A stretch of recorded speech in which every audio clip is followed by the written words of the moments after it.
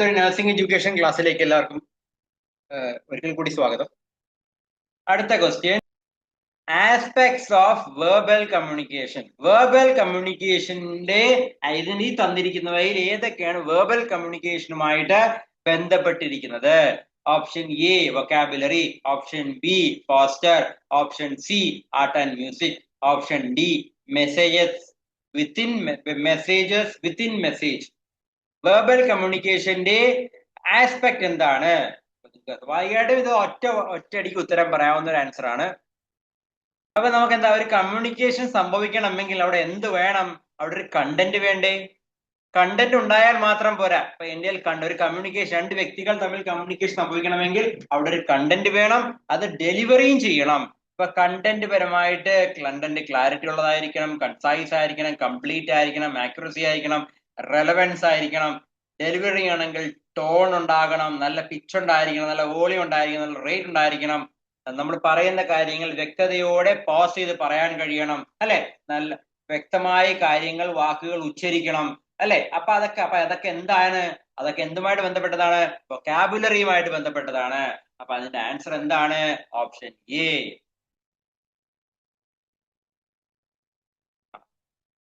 തന്നിരിക്കുന്നവയിൽ എന്താണ് barriers of communication? Barriers of communication എന്താണ്? ബാരിയേഴ്സ് എന്ന് പറഞ്ഞാൽ കമ്മ്യൂണിക്കേഷൻ തടസ്സം നിൽക്കുന്ന എന്താണ്? Option A, option B, option C, option D. Answer എന്തായിരിക്കും? ആൻസർ എന്ന് പറഞ്ഞാൽ ഇൻഫർമേഷൻ ഓവർലോഡ്. എന്തൊക്കെയാണ് നമ്മൾ ബാരിയേഴ്സ് കമ്മ്യൂണിക്കേഷൻ പഠിപ്പിച്ചപ്പോൾ ബാരിയേഴ്സിലേക്ക് പോവുക, അല്ലെ? ബാരിയേഴ്സ് എന്തൊക്കെ നമ്മൾ പറഞ്ഞായിരുന്നു? ഫിസിക്കൽ ബാരിയേഴ്സ് പറഞ്ഞായിരുന്നു, സൈക്കോളജിക്കൽ ബാരിയേഴ്സ് പറഞ്ഞായിരുന്നു, അല്ലെ? ലാംഗ്വേജ് ബാരിയേഴ്സ് പറഞ്ഞായിരുന്നു, സോഷ്യോ കൾച്ചറൽ ബാരിയേഴ്സ് പറഞ്ഞായിരുന്നു, ഓർഗനൈസേഷൻ ബാരിയേഴ്സ് പറഞ്ഞായിരുന്നു, ഒരുപാട് കാര്യങ്ങൾ പറഞ്ഞായിരുന്നു, അല്ലെ? അപ്പൊ അതൊക്കെ എന്തുമായിട്ടാണ്? ഇൻഫർമേഷൻ ഓവർലോഡ് ആണ് one of the barriers of communication. ഇനി അടുത്തത്, communication is described as the matrix for all thoughts and relationship between persons. ഇത് പറഞ്ഞത് ഏത് എഡ്യൂക്കേഷനിസ്റ്റ് ആണ്? ഇങ്ങനെ കമ്മ്യൂണിക്കേഷനെ കുറിച്ച് പറഞ്ഞത് ഏത് എഡ്യൂക്കേഷനിസ്റ്റ് ആണ്?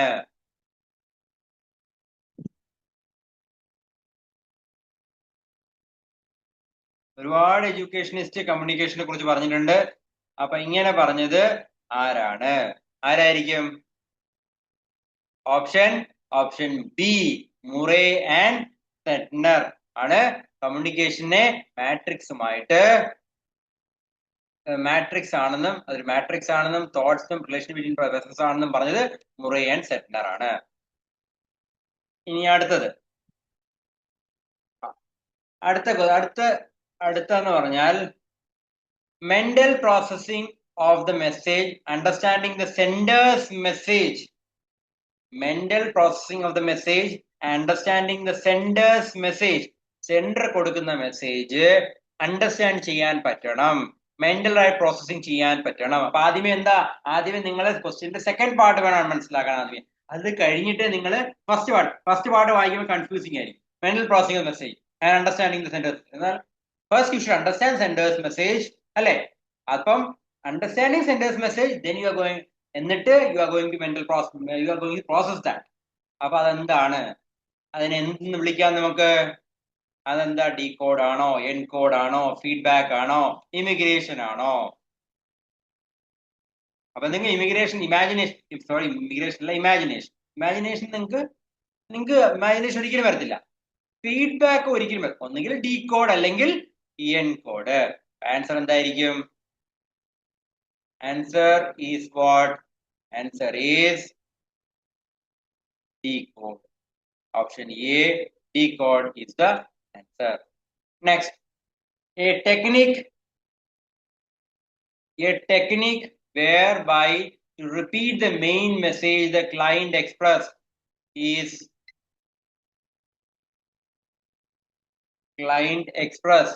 അതിന് പറയുന്ന ടേം എന്താണ്?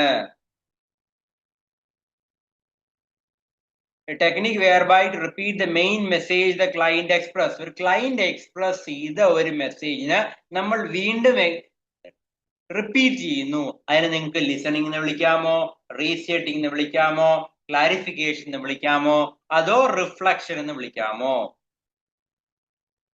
അപ്പൊ ആൻസർ ഈസ് റീസ്റ്റേറ്റിംഗ്. നിങ്ങൾ റീസ്റ്റേറ്റ് ചെയ്യുന്നു.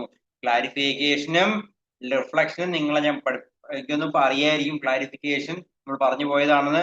അതായത് നമ്മള് എന്താ പറയാ, ഒരു ഒരു ഒരു എന്താ ഒരു കമ്മ്യൂണിക്കേഷൻ കേട്ടുകൊണ്ടിരിക്കുന്ന ഒരു വ്യക്തി അതിനെ റീസ്റ്റേറ്റ് ചെയ്യുന്നു, കുറച്ചുകൂടെ വ്യക്തമായിട്ട് പറയാൻ പറയുന്നു. That is clarification.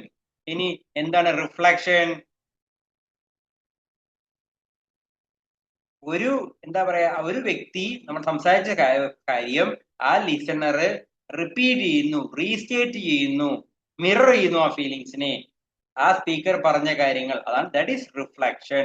അതിന്റെ റിഫ്ലക്ഷന്റെ അർത്ഥം നിങ്ങൾ ആ സ്പീക്കർ പറഞ്ഞ കാര്യം, ഞാൻ പറഞ്ഞ കാര്യം, ഞാനാണ് സ്പീക്കർ എങ്കിൽ ഞാൻ പറഞ്ഞ കാര്യം നിങ്ങൾ വ്യക്തമായിട്ട് അത് ശ്രവിച്ചിട്ട് അതിന് നിങ്ങൾ മറുപടി പറയുന്നു. That is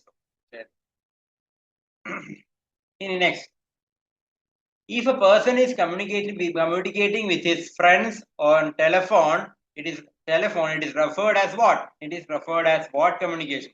Intrapersonal communication, interpersonal communication, media communication and mass communication. അപ്പൊ എപ്പോഴും മനസ്സിലാക്കുക, സിയും ഡിയും വരത്തില്ല. ഒന്നുകിൽ ഇൻട്രാ അല്ലെങ്കിൽ ഇന്റർ. എന്തായിരിക്കും answer? Answer is what? Interpersonal communication. Option is B. Intra ഒരിക്കലും വരില്ല.